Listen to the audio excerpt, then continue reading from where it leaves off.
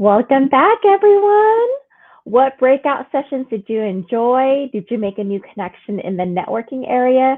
Or did you check out something in the resource library? Let us know what you've been up to in the chat. So drop in, where did you go? I did poke around a little bit, saw that the brand workshop had about 93 people attend, which is amazing. I've also been following along on Twitter and social media.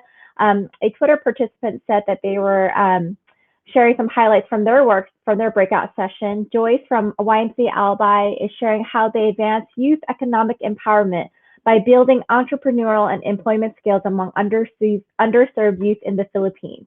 I saw also a great photo from YMCA Kosovo. They're all gathering and attending the summit together. So please make sure that you are sharing pictures with us. So if you are with your team, with other delegates, please share a photo to Twitter, Instagram, Facebook. We want to see where you all are tuning in from. So keep those coming in, share in the chat box, and we'll keep sharing that out. I just saw a greeting from Nicholas from Argentina. Welcome, Nicholas. So hello again. My name is Chang Chung Hill, and I am your Monday host. So we got a lot happening in the next 45 minutes. So hang on to your seat. There's a lot going on. We want to make sure we share all of it with you. We have special messages from the United Nations Envoy in Youth and World YMCA Secretary General Carlos Sandy. Now, before we jump in, the Youth-Led Solution Initiative is all about young leaders, you, becoming multipliers of change in your communities, taking action, creating solutions, and creating a more just and sustainable world for the future. Right, let me say that again. Creating a more just and sustainable world for the future. There are countless examples of this happening all over the world. Right now, pioneers, innovators, young leaders, and organizations like the YMCA in 120 countries running programs for young leaders, like Kaori in Lima, Peru, where YMCA and its partners brought together transgender people with opportunities to address employability and entrepreneurship. Let's learn more.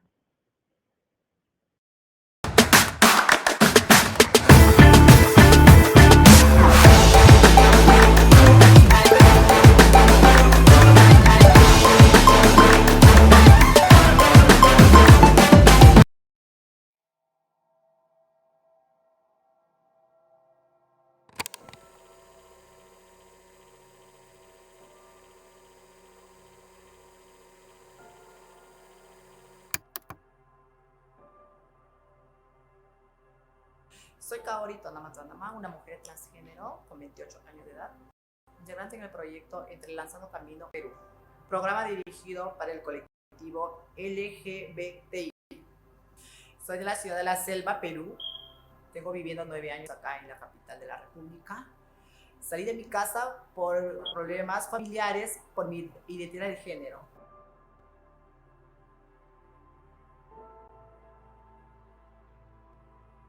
Conocí el Inca, vine a jugar vóley con mis amigas mujeres trans. Estoy participando desde el 2018 en el proyecto Entrelazando Caminos. Soy una de las pioneras en el proyecto.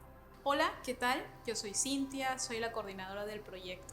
Pensando en la experiencia ofrecida por Inca, es muy interesante que nuestro primer objetivo cuando empezamos con esto tenía que ver con el hecho de que las chicas que llegaran al proyecto se sintieran seguras. Y es lo que en primer momento se logró. Y eso fue vital, no solamente para ellas y para reconocer a Inca como un lugar de referencia, sino para que ellas puedan desplegar con total libertad sus sueños, poder contar sus anhelos, poder hablar de aquello que proyectan. Esa seguridad fue muy importante para su crecimiento personal, pero también para su crecimiento como colectivo. Es muy complicado la vida de las mujeres trans en el Perú, principalmente en 4 aspectos. En el estudio es complicado por el motivo de las discriminaciones de parte de los compañeros y profesores. Por eso que muchas compañeras mujeres trans no culminan sus estudios.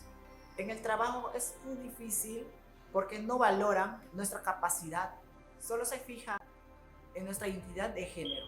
Respecto a las viviendas, es muy difícil, pagamos más que los demás. Hay ocasiones que se vive entre 2 amigas para poder sobrevivir. En la salud es muy difícil la atención. No nos llaman como me siento yo, Kaori, nos llaman como está en nuestro DNI. En el contexto del COVID, el protagonismo de Kaori y el despliegue de su liderazgo fue muy importante, no solamente para las compañeras que son parte del proyecto Entrelazando Caminos, en el que Kaori participa y es líder, sino también para otras mujeres trans que son parte de las casonas en las que ella está y en las que ella se relaciona. Kaori fue un referente para ayudas para estas mujeres de parte de la municipalidad y de otras ONGs. En ese momento pudimos ver no solamente la capacidad de liderazgo, sino también su sentido de servicio. Estamos muy orgullosas de ese proceso, porque Kaori no solamente se fortaleció, sino que fue ayuda para otras. A la comparación de mi vida anterior con la vida que tengo hoy, me siento tan orgullosa, tan responsable y más despierta. Me gustaría ser una líder y trabajar por los derechos para las mujeres trans en el Perú. Así que yo he logrado un trabajo formal en la Municipalidad de Lima. Soy fiscalizadora y soy respetada con toda la gerencia, no por mi de género, sino por la responsabilidad que tengo en mi trabajo. Me gustaría que mi historia sea escuchada por las demás mujeres trans, para que sepan que se puede cumplir con nuestras metas y terminar nuestros estudios. Así como yo, estoy por terminar mi secundaria. En esta oportunidad de trabajo a la que Kaori pudo acceder, el papel de Inca fue muy importante, ya que fungió de referente para la municipalidad al poder dar fe de la capacitación y de todo el proceso que Kaori desde hace 3 años tuvo dentro del proyecto Entrelazando Caminos. Kaori ha demostrado su destreza, su capacidad, todas las habilidades que ha desarrollado, y en el trabajo hoy tiene muy buenas referencias, lo cual para nosotros es muy importante y es valioso también para que otras mujeres trans puedan ver que el proceso es real, es posible, y que hacer este camino de capacitación que Inca ofrece tiene frutos positivos. Para nosotros el desafío a largo plazo es que otras mujeres trans pudieran tener este proceso de capacitación. Creemos que el proceso ha probado que funciona, creemos que testimonios como el de Kaori, como el de Vanessa, como el de otras compañeras que han emprendido, por ejemplo, tienen sus frutos y pueden ser replicados con eficiencia. Estamos contentos, estamos agradecidos, y en Kaori podemos ver que el trabajo hecho, cada uno de los pasos, ha valido la pena. Mi sueño es que las personas sean más empáticas y las mujeres trans tengan derechos para que juntos transformemos el Perú.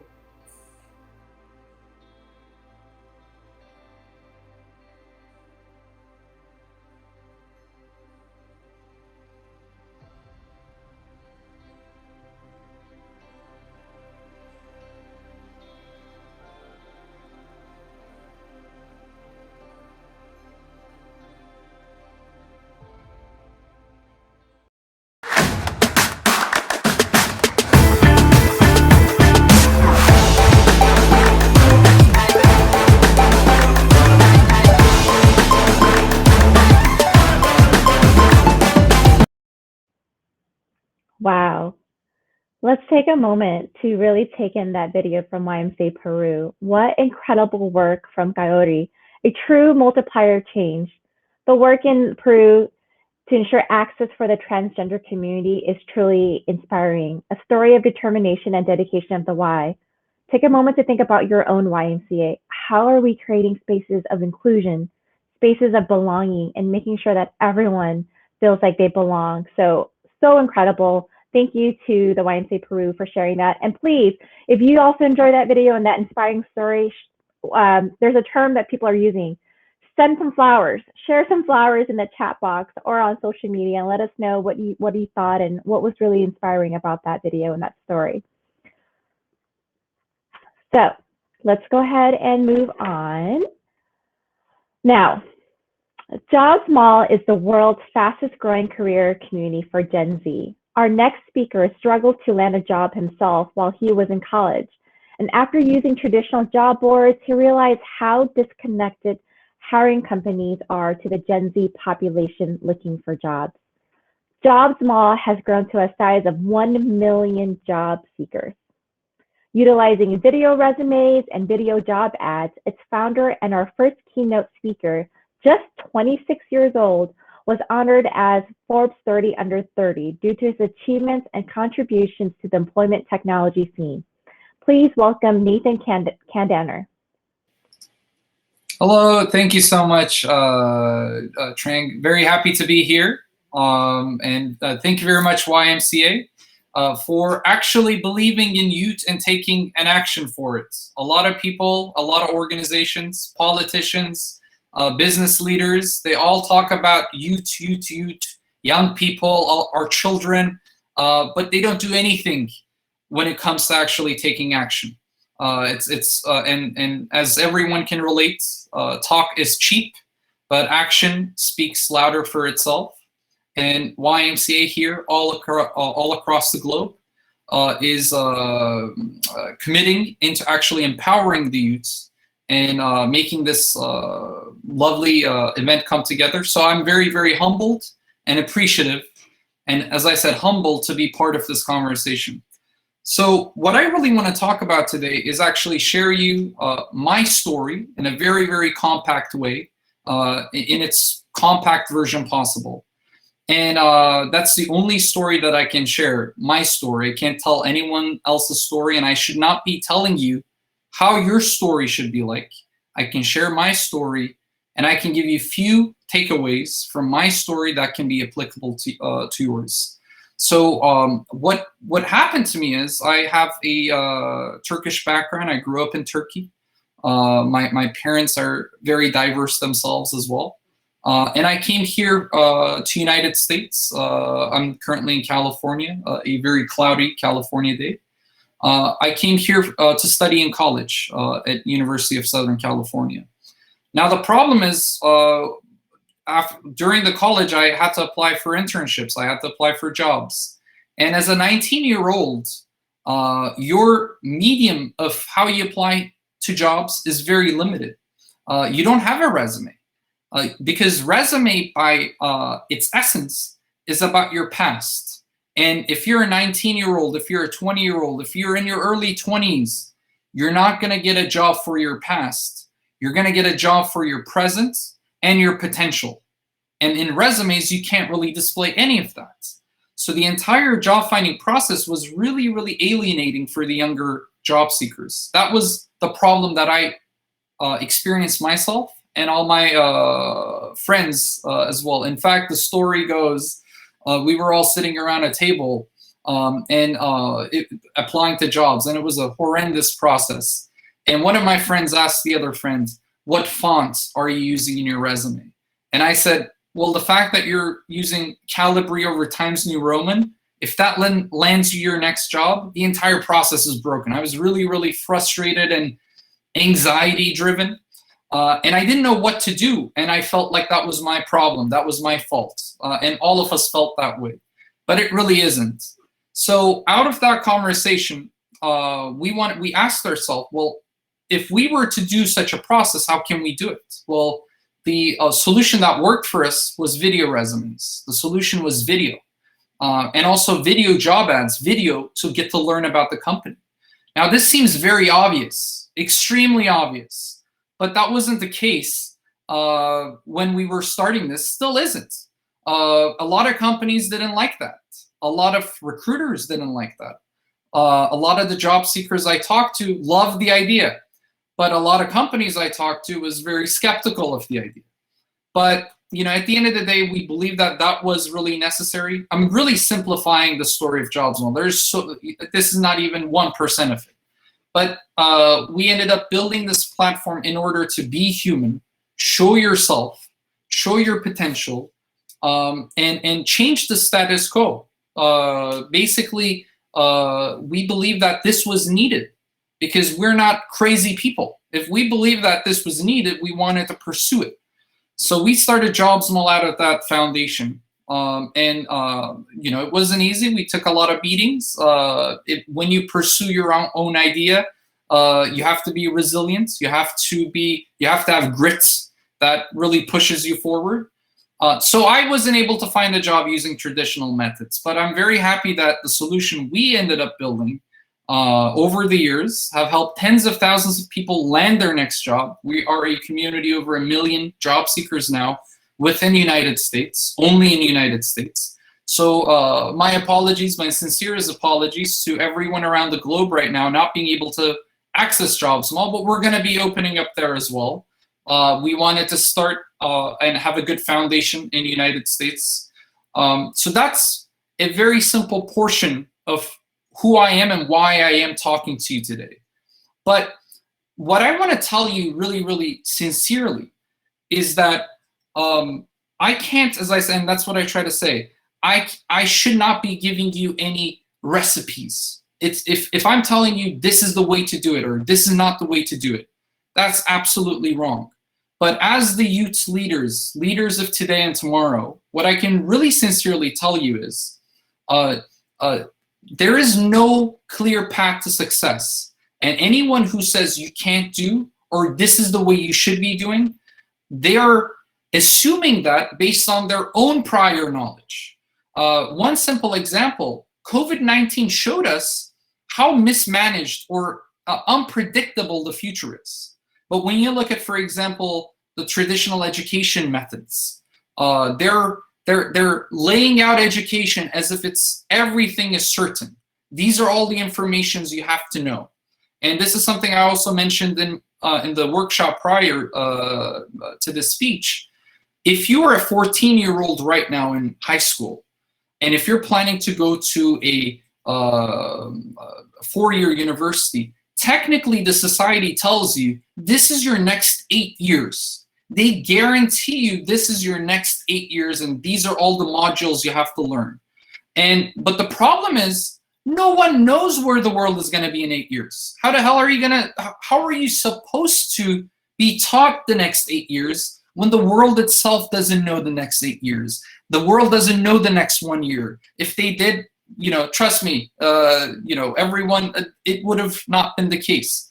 Even the authority figures, leaders, presidents, they assume the future, they project the future, and they make their own future. So the only thing I can be saying to you is, make your own future, whatever you want it to be.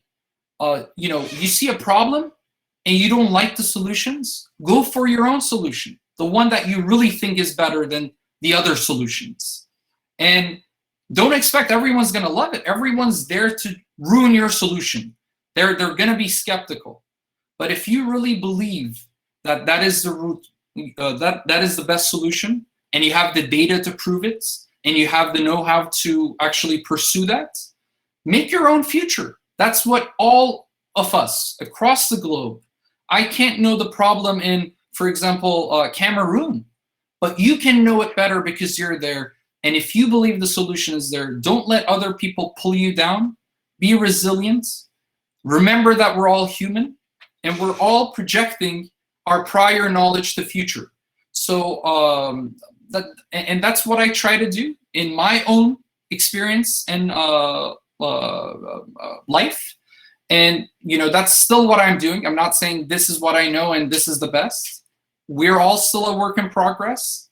But the only thing I want to say now that I have this platform, and as I said, I appreciate YMCA for giving all of us this platform, is wherever you are, don't believe that you have to follow a certain path. Everyone telling you follow that certain path also assumes follow your own path. Try to help others. Try to help one another and push the world for positivity for all of us. I think that's what we are, capable of. We're all powerful. If you're in this event, you are that person. So that's all I'm going to be saying, which is pursue your own heart. It sounds very generic. I'm not a motivational speaker, but but I shouldn't be telling you these are the trends. This is what the future of work looks like. The future of work looks like whatever we make it to happen. There isn't one path. There isn't any defined area. There isn't a known world trajectory. It's all assumptions. In 1 year, our world has changed with this pandemic. Who knows what's going to happen next year? Who knows what's going to happen in 2 years? But as long as you pursue your own future and make it and help others, it's going to be a better world to live in. So this is my story, and this is what I can recommend to you. So thank you very much, YMCA, and I hope this makes sense. I look forward to talking to anyone afterwards. You can reach to me by emailing me directly. to nathan@jobzmall.com. And thank you very much. So that's going to be my speech.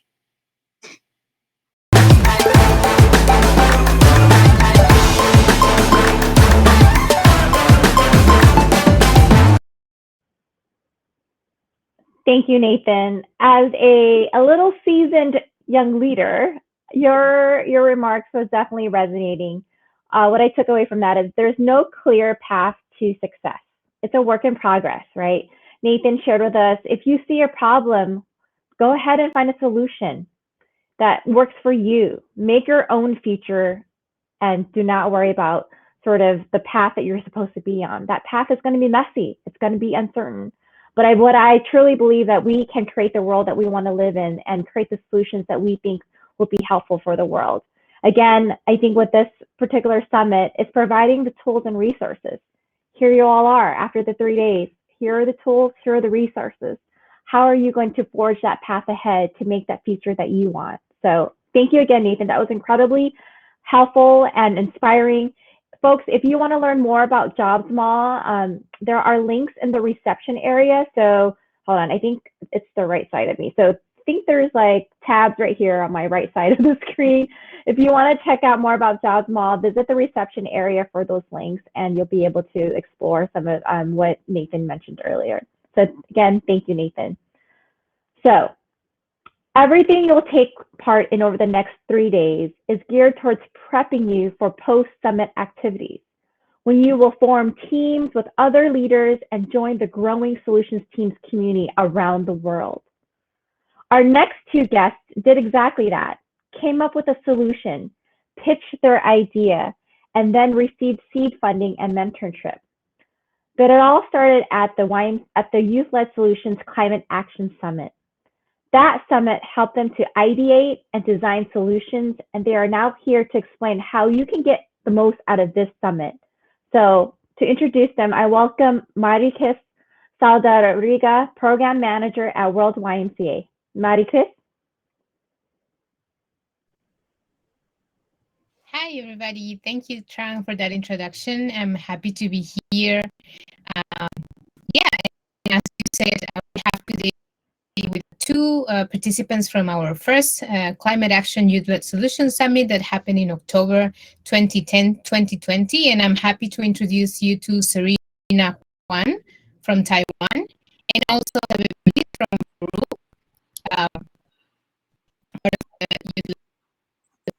Summit, and I will give 1 minute for Serena to introduce herself. Serena, you have the floor. Okay, hi everyone. I'm Serena Huang, and come from Tainan YMCA of Taiwan. And I have been growing up in YMCA, so I think I'm very appreciate that I can join with this simulate for it. Thank you. Thank you for that. Let's see, the floor is yours. Thank you very much, Maricris.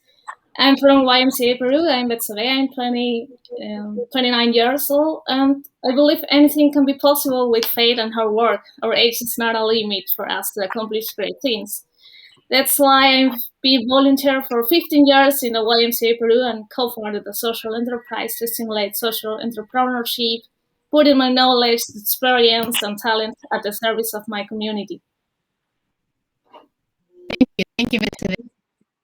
So as Trang said, and I think it's a wonderful introduction that we had Nathan at the beginning, the Youth-Led Solutions Summit aims to have the young leaders, the people that are in the place where things are happening, to come up with solutions and to solve problems in the community.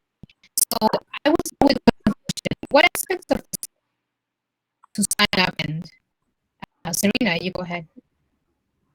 Okay, because the earth is getting warmer, environmental issues have always been of concern. So through this YLSS, you can learn more about the direction and communicate it through the power of the YMCA young people. Thank you. Betsy.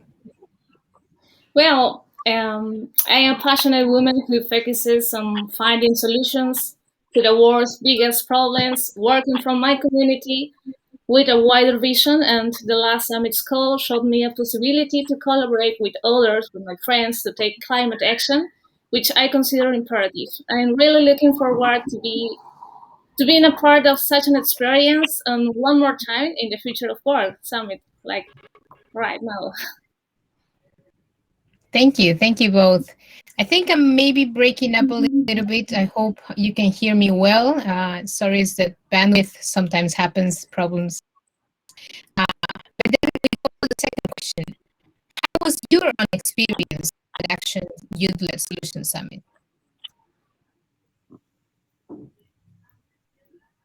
So I think the YLSS can see how it is used around the world and can interact and also exchange ideas through the roundtable or the Twitter or some social immediate for it.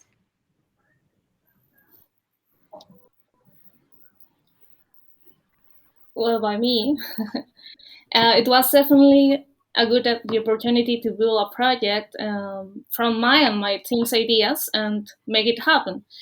It was a window to take action, and we certainly valued that a lot. And a few lessons that I learned are first, many great ideas are not implemented because of lack of resources, and which is very sad. And second, young people are often highly interested in taking action, but sometimes they need professional support to channel their intentions and their talent into something specific.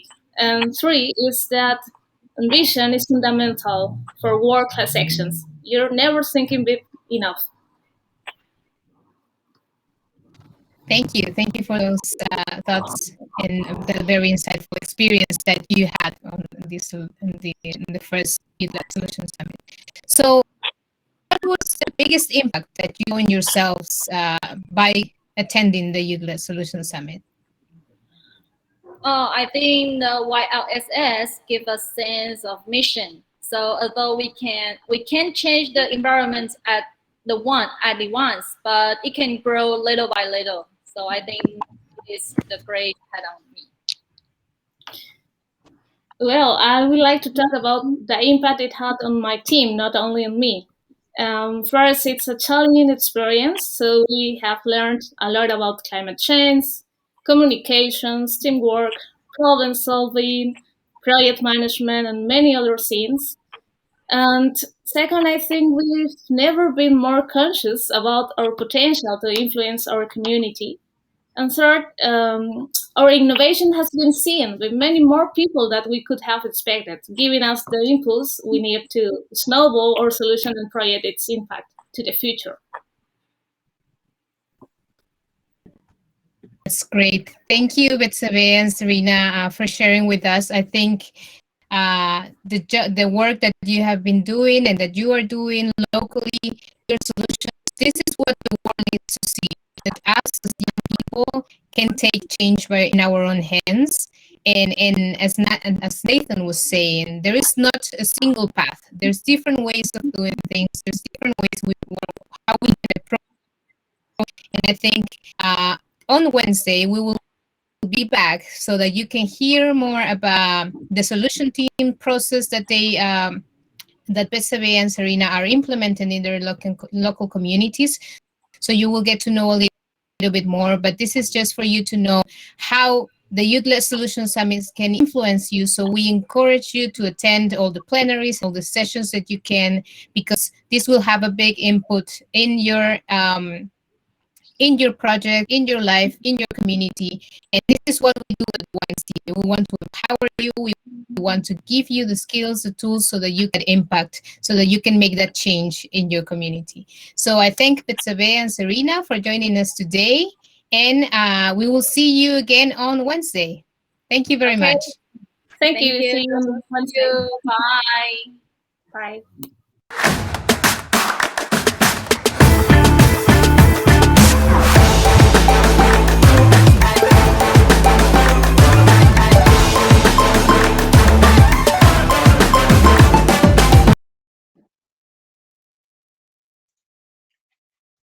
Let's see. Can folks hear me? Yes, I think we are in. So thank you, Marika, Serena, and Betsy for sharing your input insight in terms of your success from the last Youth-Led Solutions Summit.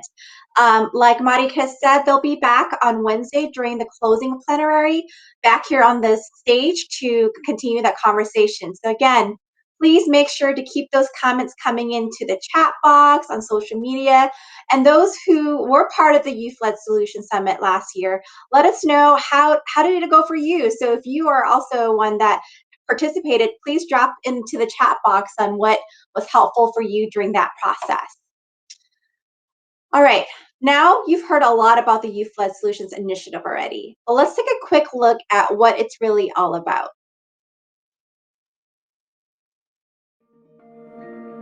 Our world faces many problems, and young people have many of the answers. But not alone. YMCA deeply believes in supporting the well-being of all people and creating an equitable, sustainable planet and communities for everyone on Earth. We do this by amplifying youth solutions that are addressing some of the world's biggest issues. For decades, YMCA has been deeply embedded in communities in every corner of the world. Now we need to support and equip young leaders to be multipliers of change. We are creating an international network and conversation to create solutions. We do this with the Youth-Led Solutions Initiative. Young leaders come together to form solution teams, using design-based thinking to address the problems of the planet. Using the Sustainable Development Goals as a framework, the issues we tackle will change with each summit. Entering teams are then connected to resources, like workshops and leadership coaches. Their ideas questioned and tested by experts to develop solutions that innovate and are practical for the people they aim to help. With partners, NGOs, academia and businesses, teams are able to bid for seed funding to get their ideas off the ground. While they are implementing local solutions, collectively, their impact is global. Finally, change happens. The answers are here.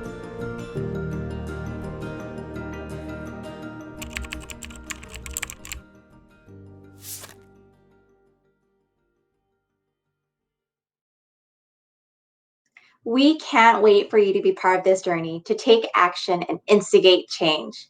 Next, we're extremely delighted to welcome the UN Secretary General Envoy on Youth, Jayatha Wickramanayake, who has been with YMCA on this journey from the beginning.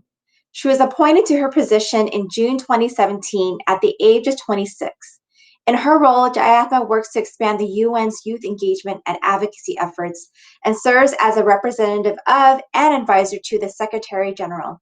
Originally from Sri Lanka, Jayatha has worked extensively on youth development and participation and has played a key role in transforming the youth development sector in her home country. After her inaugural YMCA keynote at YMCA 175 in London, she has gone on to visit and highlight a number of YMCA initiatives around the world, last joining us last year at the Youth-Led Solutions Climate Action Summit. Over to you, Jayatha. Hello everyone, it's such a pleasure to be joining all of you virtually for the YMCA Youth-Led Solutions Summit on the future of work. Thank you to the organizers for convening this important event and to all of you for your interest and commitment to addressing the world's challenges and to taking action in your communities in relation to decent work and economic growth. When we think of COVID-19 and the post-COVID world, this means many things to many people. But I would argue that perhaps the most important of the challenges revealed by the pandemic have been those cross-cutting challenges disproportionately faced by young people around the world. Yet, we must also recognize that the best of the solutions that it has given us have been either for young people or by young people or both. 2021 has already seen a real focus on young people as innovators and solution makers. It has repeatedly shown us that young people are most often those challenging the status quo and leading the way towards a new normal where no one is left behind. This is exactly the type of leadership if we want to deliver on the bold ambitions of the 2030 Agenda for Sustainable Development. At the end of April, we had the encouraging online Global Youth Summit run by the WHO, UN, and the Big Six, the world's biggest youth organizations. And now, one of the Big Six, the worldwide YMCA movement, is bringing us all a summit designed to look at the changing world of work, specifically through the lens and perspective of young people. We are living in a world turned upside down by COVID-19 with massive job disruption for young people. But the summit is also designed to show how it's equally a world full of opportunity. Opportunity in three sectors especially: the green economy, the care economy, and the creative economy. You've joined a brilliant event for young people all over the world to learn, to connect, and to be inspired to change your world and to change the world. I want to assure you that my office and my UN colleagues across the system and across the world are with you every step of the way. This is an event for your future, for your collective future, and for the future of work. I encourage you all to take an active part in the discussions over the next course of the event and to take advantage of this unique platform to share your vision and your personal experiences of employment to shape a positive and sustainable future for our world. I wish you all the best of luck with this convening, and I very much look forward to following the exciting outcomes that will come out of your conversations today. Thank you, Jayatma. Thank you for always just making time for us at the YMCA. Thank you for your ongoing commitment to our young leaders and youth leadership. So, moving on. We're incredibly honored to have Generation Unlimited, a UNICEF initiative, as a content partner with YMCA, a global multi-sector partnership to meet the urgent need for expanded education, training, and employment opportunities for young people. Our second keynote, Dr. Kevin Frey, joined Generation Unlimited as CEO earlier this year. Kevin has spent 15 years in the international and higher education sectors, most recently leading Canada's top-ranked MBA program at the University of Toronto as a managing director. At just 27, he founded his first company, Teachaway, an international job matching platform for teachers, driven by a vision to ensure every student experiences the power of a great teacher. Over to you, Kevin.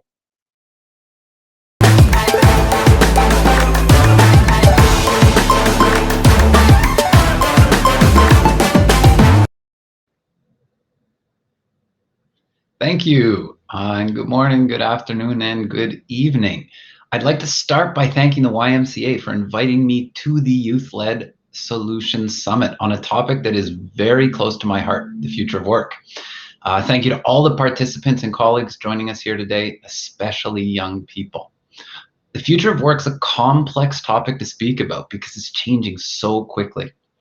You may have heard the world we're living in described as VUCA, which stands for volatile, uncertain, complex, and ambiguous. I think that's a powerful articulation of our current reality, particularly post-COVID. New technologies, demographic shifts, and the impact of COVID-19 on the labor market have radically transformed how organizations conduct business and the type of skills they need in their workforce. According to the World Economic Forum, nearly 50% of companies expect that by next year, automation will lead to a reduction in their full-time workforce, while more than half of all their employees will require significant reskilling and upskilling. And career progression is no longer a linear exercise either. The average person currently changes careers 5 to 7 times during their life, and according to LinkedIn, as a young worker, you're likely to change jobs 4 times in your first 10 years after graduation. the nature of work has fundamentally changed as well. McKinsey is predicting that by the end of 2021, gig jobs will actually outnumber traditional 9-to-5 office-based jobs. And by 2027, up to 60% of the workforce will consist of freelance professionals. With these profound and irreversible changes on the horizon, we have to take action. We need to invest in large-scale, job-relevant skilling and reform our education systems to ensure young people are learning the skills they will need to thrive. We are living through a fundamental transformation in the way we work. Automation and thinking machines are replacing human tasks and jobs and changing the skills that organizations are seeking from their employees. And the pace of change is accelerating. Competition for the right talent and the top talent is fierce. And talent is defined by a totally different skill set than it was 10 years ago. Many of the roles, skills, and job titles of tomorrow are unknown to us today. So, how can organizations prepare for a future that few of us can define? How will talent change needs? And how can young generations prepare for what's ahead? This isn't a time to sit back and wait for events to unfold. To be prepared for the future of work, we have to try to anticipate it and then prepare for it. On the plus side, the pandemic has accelerated trends that have been a long time coming, including the digitization of workplaces, emergence of the platform economy, expansion of remote and flexible work options, and online education. There are extraordinary opportunities in digital skill building and global platforms that are emerging, offering young people around the globe access to world-class learning. But we still have much work to do to bridge the digital divide and ensure that all young people are connected to the internet. But there's good news. There's lots of very smart people and organizations researching what the future of work looks like. And they believe that the future of work will likely demand a broad variety of skills. According to the World Economic Forum, the top skills for 2025 are critical thinking, analytical thinking, innovation, problem solving, creativity, leadership, resilience, communication, and digital literacy. Not surprisingly, this list is full of deeply human capabilities, which are not easily replaceable by an algorithm or by a machine. And they're skills that every one of us can learn. And that's why I believe the future is full of opportunity for young people. There are so many skills and capabilities that are uniquely human, and those are the skills that we need to cultivate. But the reality is that many education systems are not cultivating these skills. There's a fundamental mismatch between the skills young people are learning and the skills the future demands. We need to close that skills mismatch, and that means attacking multiple issues at multiple levels at the same time, including delivering universal access to connectivity and devices to all young people, developing globally recognized skills-based credentials and certifications, offering self-paced and immersive digital learning opportunities, encouraging immersive hands-on learning. And there are many pathways to these outcomes: formal education, private sector sponsored skills-based training, internships, and apprenticeships. So, where do we go from here? We know we need to act now. This isn't about some far future of work. Change is happening and it's accelerating. I believe we need to focus on people, not on jobs. We can't protect jobs which are being made redundant by technology, but we can help people, specifically young people, prepare for the jobs of the future. We need to nurture resilience, adaptability, and a passion for lifelong upskilling and reskilling. But there are no easy answers. The global scale and complexity of challenges faced by young people means that no single government, organization, foundation, or business can address them on their own. We have to work together across public and private sector boundaries, despite the fact that incentives are often misaligned. And we have to join forces with young people and civil society to transform the systems that hold young people back from reaching their full potential. At Generation Unlimited, the organization I lead, we are on a mission to do just that, to enable all young people wherever they live to realize their full potential by skilling and connecting the world's 1.8 billion young people to opportunities for employment, entrepreneurship, and social impact.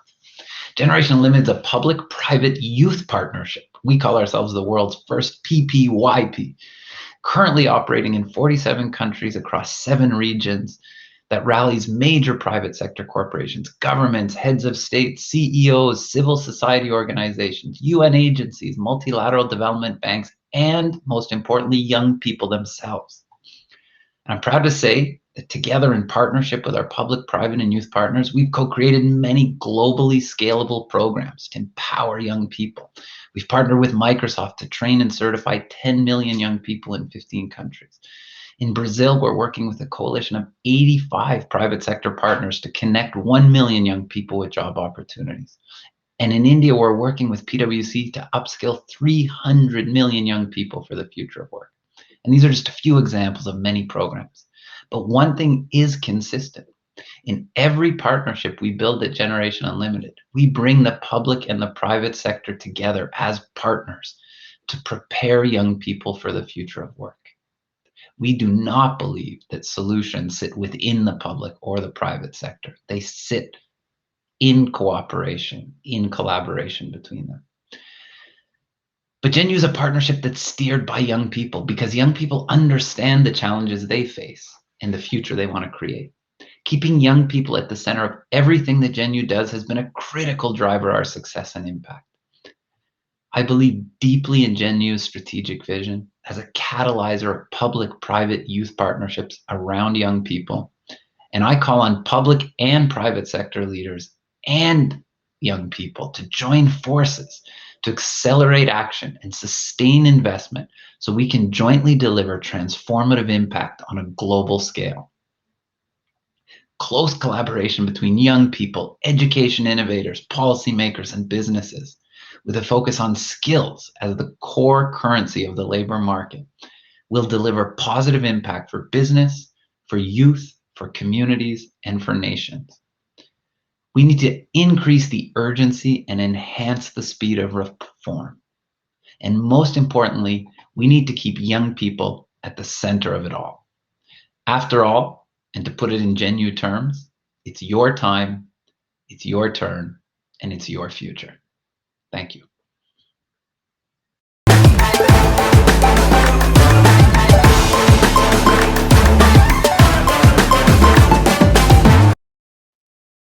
Wow. Thank you, Kevin, with those closing words. It's your time, your future. Let's do this, right? So many great takeaways. I've been following on Twitter. Someone tweeted, there is a fundamental mismatch between the skills young people are learning and the skills that the future demands. Again, there is tremendous opportunity. What are those opportunities as the YMCA with our collective partners that we can do this together? We need our young people as well too. We cannot do this alone. So again, important words by Kevin Frey. Thank you so much. And again, if folks are interested in learning more, please check out all the stuff that we have in the reception area. So closing our opening plenary is World YMCA Secretary General Carlos Sanby. Carlos first joined World YMCA in January 1999 as Executive for Finance and Administration, a position he held until 2007. He then worked as General Secretary of the Africa Alliance of YMCAs from 2007 until 2018. During the 19th YMCA World Council in Chiang Mai, Thailand, Carlos became the first African to be elected Secretary General of World YMCA. Please join me in giving a warm welcome to Carlos.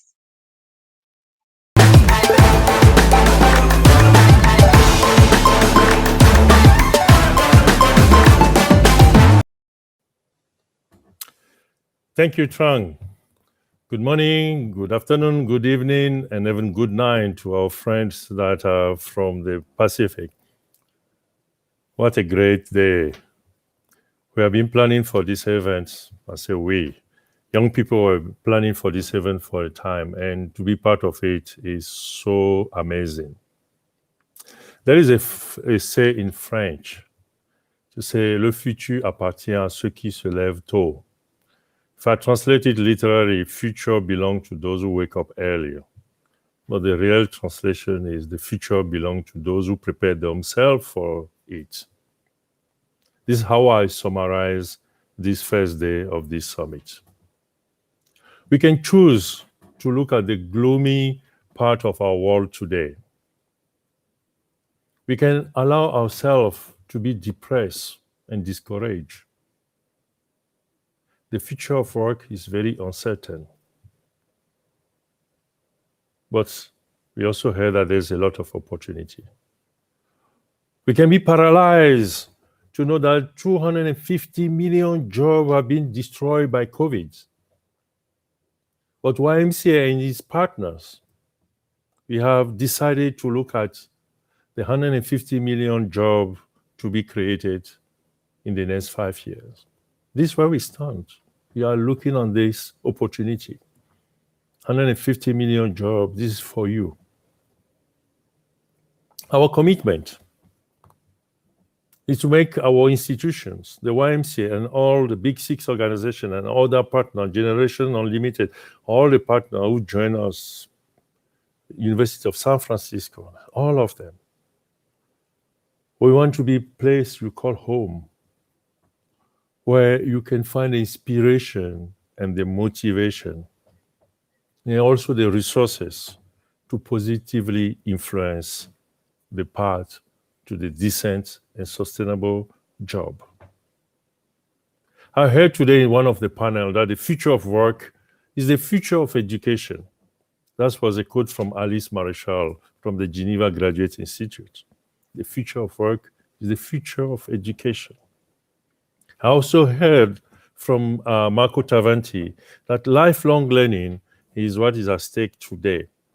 And we pledge as a YMCA, together with our partner, to be your partner in this journey for lifelong learning, to embrace the technical and this digital divide. We need to do it together. Reskilling and upskilling, all those words are very important. Education or the degree, I also heard, is the key to the door. But you need to find the right key to go to the right door. But the reality today is so different that we can only take our own part. The voice of the young people is so important for us to hear those voices. And we need to change our education system and to redefine the role the young people are playing. So, dear friends, this is the beginning of the journey. I'd like to invite you to continue to invest your time to learn for a new opportunity. And one of the most impactful words I heard today is also make your own future. Make your own future. But it does not come by chance. It comes from seizing the opportunity. And this summit is a way for you to find those opportunities. Make your own future, change the status quo. Yes, you can change the status quo and make sure that you can have access to decent job and sustainable living. That's why we are for. And thank you very much. Thank you all those who planned for this. And it's just the day one. Let's meet tomorrow and also on Wednesday. And we are very sure that we're going to end on a very high note. Thank you very much.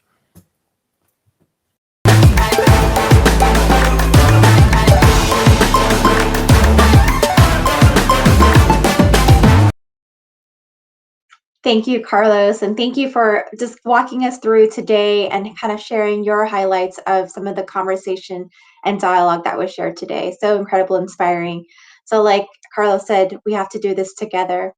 So we love seeing all of your comments in the chat box and online on social media. Our team is on standby to continue to answer any of your questions throughout the summit. So please make sure you are checking out the Q&A function of Hopin. There is the polls feature. So if you haven't checked out the polls on Hopin, you can click on polls and you can see some of the questions that are being asked. So there's so much that you can do on this Hopin platform. So we are near the close for today's events, but don't worry, don't be sad. There's still more for you to participate in.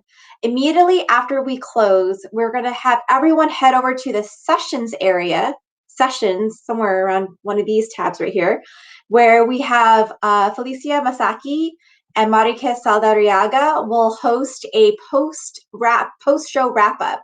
So if you are excited to want to connect and share your thoughts and feelings and reflections, there is a post-show session. So please don't forget to click on that when we wrap up here. We want to hear your thoughts, comments, and feedback. So you can start sharing that in the chat box or just hold on to them and wait till we get to the post session. You can also go to the resource library. I've mentioned this numerous times today. The resource library has hours of on-demand content that is especially created for the summit. You also want to check out the networking tool. If you didn't get a chance to do the networking activity yet, please do so. It's really easy. Click on the link and then you'll, the networking link, and then you'll be matched up with someone who's waiting to also network. You'll have 3 minutes to talk, introduce yourselves, and learn about each other, and then stay connected. This is a chance for you to meet people from all around the world. Earlier, I was giving out shout outs for folks from Colombia, Myanmar, from Peru, from Africa. There's so many folks from all around the world. This is a great way to meet people and network, right? We have to build our network. Lastly, be sure to check out the schedule in the reception area. So that's where everything is going to be taking place. I'll give you a schedule of everything that's happening the next 2 days. So please make sure you check out the reception area. There's a lot for you to click on and check out on the Hopin app. Please also keep sharing on social media. If you haven't found me on Twitter yet, please do so. I've been retweeting like crazy of everyone's reflections and posts, so feel free to stay connected. And also stay active on Hopin. The Hopin platform is going to stay active throughout the whole summit for you to check out the content, resource library, and using the networking feature as well. So my name is Trang Trung Hill, and it's been such a pleasure to host you all. I've been learning a lot and reflecting a lot too, and I'm really excited for our journey as a YMCA global movement and working with our young people to really look at the future of work. We learned that we have to stay relevant. We've been relevant for 177 years. What is it going to look like for us for the next 177 years, right? We have to pay attention. We have to listen. We have to understand what's happening on the ground for us to stay relevant. And for our young leaders, take charge, create your own path, create your own solutions. Don't wait for anyone else. Just go ahead and take charge of your own trajectory. So again, thank you so much. It's been such a pleasure to host you all. Enjoy the next 2 days. You'll have another dynamic, incredible host tomorrow and on Wednesday. So without further ado, thank you so much, everyone.